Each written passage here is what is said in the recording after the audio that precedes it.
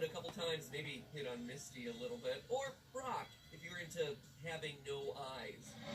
It'd be a great time, or so we'd like to think. You see, video games tend to gloss over the rest of life that comes along with, living. You'd still have to eat, sleep, use the bathroom, or whatever the most convenient tree in Viridian Forest is. Which means that all those hard-earned Poké Dollars you're ripping out of the pockets of the bug catcher after burning his Metapod to a crisp are gonna have to pay them bills. So it got me thinking, how rich would you be if you became a Pokemon champion? What do the earnings of a Pokemon master truly look like? That's our question for today, so with that, Pokemon Johto, let's go.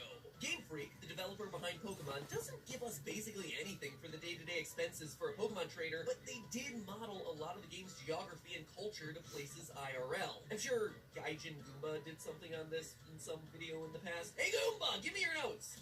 Ah!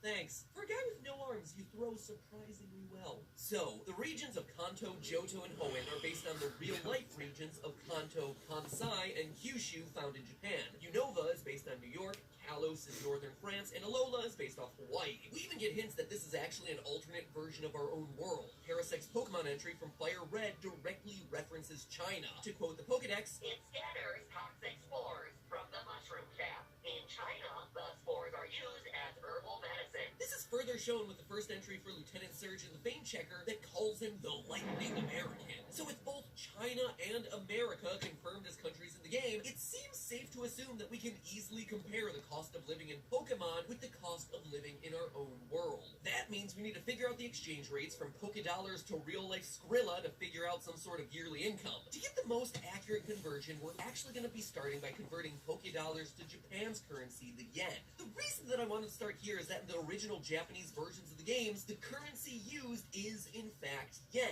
And the symbol used is, this. Line, box, line. The kanji for yen. The Pokemon dollar was just created for the English translations of the games. But staying true to its yen roots, it kept the similar symbol, the P with 2 lines through it, as well as the yen's lack of decibels. But that's not all. We can even get an insanely accurate conversion rate of real yen to in-game yen using the nice, cold, refreshing taste of lemonade. Could have been you, Diet Coke, but you never write me back. Come on, Coke! I need that sweet, brown liquid in my mouth. Phrasing? Throughout every Pokemon game in the series, you can find a vending machine or store selling different drinks. Bottled water, soda, and lemonade. These prices are consistent across the entirety of the Pokemon universe, from Pokemon Red and Blue all the way to the newest re-release of Pokemon Ultra Sun and Ultra Moon. What we're most interested in, though, is lemonade, or in the Japanese versions, Miku Suore. Yeah, sounds about right. Line, swoop, swoop, line, swoop, Naruto run, one-legged balance, and stupid L. You see, when translating the game, the drink was actually turned to lemonade, but the Japanese versions translate closer to mix-o-lait, which is a French term that translates to mixed with milk. And wouldn't you know it, but you can actually purchase mix-o-lait at Pokemon centers throughout Japan in real life. During one of my last trips to Japan, I actually visited one of these Pokemon centers to sample some of the food. Everything there is so super cute. The Mix-o-lait, in case you're wondering, is a fruity milk drink that reminds me a lot of lassi, if you've ever had that. It's kind of a watery, fruity yogurt drink. But, as you would expect, everything at the Pokemon Center, including the Mix-o-lait, was super overpriced and totally tourist trappy. So instead, to stay as true to the game as possible, I found that there were vending machines actually selling cans of Mix-o-lait for the low cost of 150 yen. Compare that to the in-game cost for lemonade at 350 Pokédollars, and we're actually able to get the conversion rate of 2.33 Pokédollars to 1 yen. Basically, what that translates to is 1 Pokédollar equal to just under half of a real-world yen. Or to translate that to dollars, 100 Pokédollars is equal to about 39 US cents. So now knowing that, before we calculate how much we earn as a Pokemon trainer, we should figure out the costs of being a Pokemon trainer. Thanks to Sun and Moon, we know that the Pokemon world functions on the same 24-hour time cycle that our own Earth functions on. Sun shows us that day in the real life is day in-game, and the same with night. So with that in mind, I headed over to HowLongToBeat.com, which is a website that tracks how long to beat games, pretty self-explanatory there, to find the average time to beat a typical Pokemon game. That turned out to be 52 hours. So if you were to work the average workday of 8 hours, your journey would take you 7 days. But 7 days to be a fully fledged Pokemon master doesn't seem right. I mean, sure, in-game you might be able to speedrun your way to the top of the Pokecharts, but if we're looking at this seriously, like literally walking between cities, battling trainers, spending time to train up your Pokemon, a trainer's journey to the top is going to last way longer than a week. So instead, to figure this out, I followed a different trainer's journey, Ash from the anime. Sure, we all joke that Ash stayed 10 years old for 20 years of the show, but if you stop and look at the narration and context clues, there is in fact a clear passage of time that gives us a sense of how long Ash's Kanto journey takes him. According to Takeshi Shudo, creator of the Pokemon anime, in Pallet Town, the rule is that new trainers begin their journey on April 1st, following their 10th birthday. In episode 9, The School of Hard Knocks, we actually hear that Ash has had 2 months of experience and 2 badges. With 2 months of Pokemon experience, you got 2 badges with only 3. Now fast forward to the episode Holiday Hijinks, which, according to official numeration, is episode 39. That puts us at Christmas of Ash's first year as trainer. Another handful of episodes later, we have Princess vs. Princess, which we know is set on March 3rd, because it specifically refers to the celebration of Hinamatsuri, also known as Doll's Day or Girls' Day, a special day in Japan dedicated to celebrating women. That trip to Cinnabar Island for badge number 7 takes place during the early summer, and shortly thereafter, we learn that earning his 8th badge, the Indigo League, is only 2 months later. The Pokemon League only meets once a year in the exact same place. Where is it? When is it? You gotta tell me. Atop the Indigo Plateau, exactly 2 months from today. Which places the yearly Indigo League Championships around July or August. In short, Ash, and quite honestly Gary, who we also see in Showdown at the Poke Corral, that specific episode, have their first shot at being a true Pokemon Master a year and 3 months after they started their journeys. You know, now that I've done that, I bet I can calculate how old Ash is for the entirety of the series. If you want to see that episode sometime in the near future, make sure you hit that subscribe button and let me know in the comments below. I want Ash's age in the next 3 seconds. 3, 2, No. If that was annoying to you, at least it wasn't a mid-roll. According to online cost to raise a child calculators, the cost of a single parent raising a 10-year-old in the Kanto region of Japan for 15 months is gonna be about $12,000. That translates to 1,312,128 yen, or just over 3 million Pokédollars. Jeez! With it costing that much, it's no wonder that the parents are sending their kids out into the woods to fight dangerous creatures for the better part of a year. Anyway, those costs are broken down like you see on screen, but remember, this is if they're living at home. Ash stays in tents most nights and doesn't get himself an education, so we can eliminate some of those larger ticket costs. Let's even eliminate the cost of clothing, since the most Ash has ever gotten himself is like a new hat. That cuts our costs for his 15-month journey in half, now sitting at $6,000, 656,000 yen, or 1.5 million Pokebucks. That is a whole bike and a half,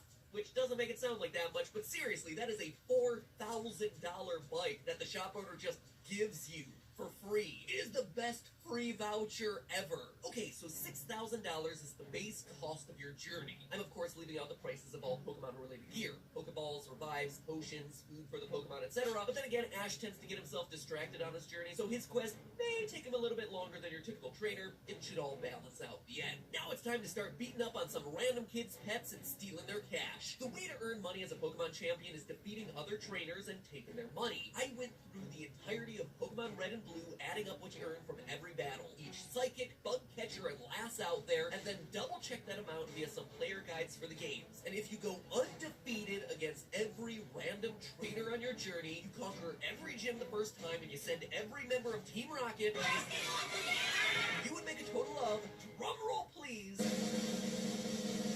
$325,450 Pokédollars, which equates to 156,216 yen, or only $1,421.57. Honestly, I expected it to be much higher when putting this theory together. But then I stopped and thought about it, and it actually makes a lot of sense. Just take, for instance, the Elite Four, which should be the most profitable fights in the game. Sure, earning 5,000 Pokédollars per fight sounds great, but not so much when you're shelling out $350 for a Feebas and Lemonade. The Elite Four plus the rival battle gets you a total of 29,799 Pokédollars, which sounds great until you consider that it's only 85 cans of soda from the vending machine. It converts to a whopping $117. And that is the top of the top. We are talking the Elite Flippin' Four. And don't forget, this is just the base adventure future. If you're doing the Pokemon Journey a second time, I don't think Team Rocket has the turnaround time to take on the Sylph Company every week. Plus, Misty isn't going to take you on again if you already have her badge, so if you take out the special events that you most likely wouldn't be able to do again, like the Sylph Company takeover in the gyms, the Journey actually pumps out significantly less. 187,069 Pokédollars, This is or cancer. This is awful. $729.57. Ooh, that is a hefty pay cut. Literally cut in half. And I'm not even including the trainers who aren't going to fight you again since you beat them so badly the first time. The long story short here is that being a Pokemon trainer is the single worst financial decision in gaming ever. You spend a year out of your life slaving away, climbing to the pinnacle of your chosen field, living outdoors and getting shocked over and over and over again by Pikachu, and you end up with a net loss of $4,578.43. You lose money on your journey even if you get to the end of it. Honestly, it's like pursuing a career in theater where most places make you pay them to work there. Good times. True story. All this is probably why you don't see too many adults out there trying to become Pokemon champions. They eventually have to support a family, and that is simply something that you cannot do as a traveling battler. Unless you're a gym leader or part of the Elite Four, there is no way to make a living off of being a Pokemon champion. Chase your dreams, just prepare to file for bankruptcy later. But hey, that's just a theory. A game theory. And we didn't even talk about taxes.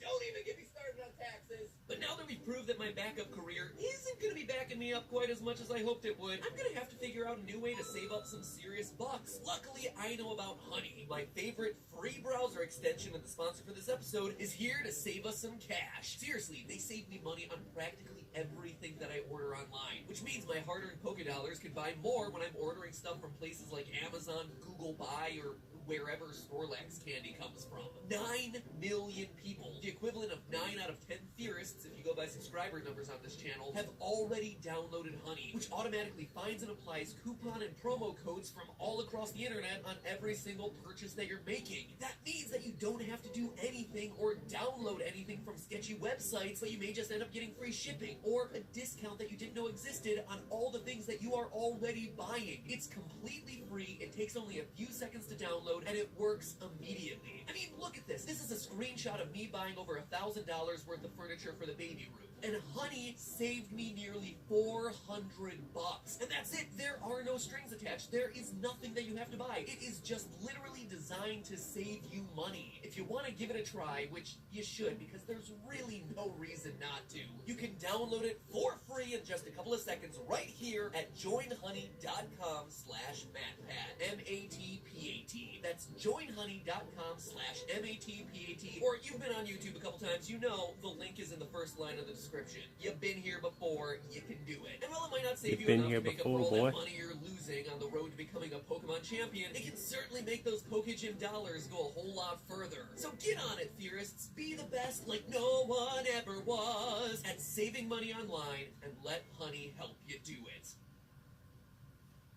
Okay, Cameron, now turn to the camera and say, "I'm white trash and I'm in trouble." No. Say it, or get a longer court sentence. What court sentence? I'm white trash and I'm in trouble.